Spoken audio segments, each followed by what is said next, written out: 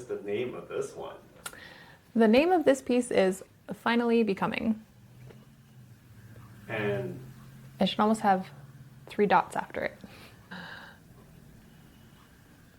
I guess I'll talk about the meaning behind the name. So when I say finally becoming, it was a shift between those in-between stages of being somewhere, whether you wanted to be there or not, and shifting into something that's finally a space where you want to be. And I think, the dark areas here and the faded background there, it's all things that are kind of unsettled, and you're ready to move forward from that. And so you're finally becoming something more beautiful, something better and grander than you ever thought you could be. So that's kind of it's that in-between shift. And you're finally becoming something else. And that doesn't mean it's becoming something perfect or something amazing and better. It could be whatever, but you're becoming something different, shifting into something new. And so what's the life story behind that? What made you want to make something like this? I think it's really about, a lot of the paintings that I do are usually because I'm in the midst of something that I might not like to be in the midst of. And so all of the paintings I do are great transitional pieces.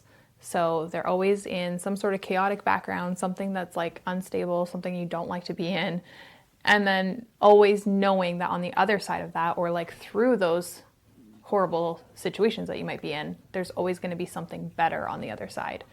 And so when I was working through this, it's more of I might be in these horrible situations, but this is where I want to be.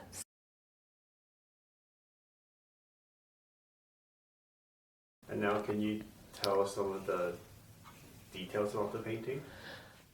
Yeah, so there's a lot of, so this is a mixed media piece with oils on the top. There's a bunch of different textures in here. There's some copper, which I actually really love. That's probably one of my favorite things about the piece.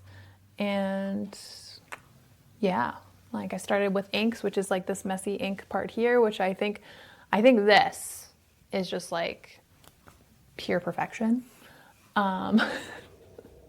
It's honestly quite surreal for me in this moment to think that I can paint stuff like this now. Looking at some of the paintings I've done in the past, yeah, this is where I've grown into, and I know that I'm just going to continuously get better over time. And so, yeah, I'm just very proud because this piece gave me so much trouble. There was so much resistance with this one, and so many things that I just was struggling with and I couldn't figure out, and it just wasn't looking right. The composition was off. There was just so many things. So this painting took me weeks to finish because, yeah, there's just so many issues and so many things that I had to try and navigate through. And I think it turned out good. I think it was a success at the end of the day, but not without its major struggles. And what made you go with the copper? I did some experimenting with the copper a while back, and I just love the way it looks. I think it looks really, really cool, and it just adds a little something special. So sometimes I do try and incorporate it if I can. I will try and put it in all of my pieces because I really like it. It just looks really nice, and this part particularly has cold wax medium mixed in with the copper, so it's thicker and just so luscious. I don't know. I just really like it. Now, your signature is obviously the green, and so was it harder with this one where to put the green? Yeah. So the green specifically is along with the whole collection of the To Be Brave series. And so, yeah, that was a huge struggle with this piece. And I think that was the biggest struggle because I had it initially up here, but a lot more in detail. I had it in the signature over there. I wanted it to be going through this watery type part here, but it was just looking off every single time. And I actually put words up here at some point, and yeah, it was just not coming together. So I just did the little touches instead with this kind of faded in the background, so it's not so in your face. But yeah, I needed to add it because it was part of the series. And that's part of the biggest struggle with the piece. It just wasn't working the way I was hoping it to. How do you know when it's done? You don't. I feel like I could work on every single piece forever if I really wanted to. But like that's just not feasible. It's not possible. And I think once you have a feeling of like, okay, I don't know what else I could do without overworking it. And that's kind of when I know that I'm done with it. Just like if I do too much, it's going to get overworked. So I think the really cool thing about this painting, about most of my paintings, is when you first look at it, you're like, oh, yeah, that looks nice. But you have to keep looking at it. And that's what I've found. That's what like a lot of other people have found, especially like my husband, you know, you say like, the more I look at it, the more I like it. And I feel like that happens a lot with all of the pieces because even me, I'm like, yeah, okay, it's all right. But then like, since they're all hanging up in my studio, I'm like, you know, like the more I look at it, I actually really, really like it. And that's kind of happened with this piece. Like it wasn't my favorite by any means. And yeah, just the more I look at it. And then when I like painted the edges, like this dark blue color with the copper wrapping around, like it just completed it. And I think you need to keep coming back to the work and see if you can see something new every time. Well, obviously, people are buying for the big flower, but what are the other two flowers trying to say?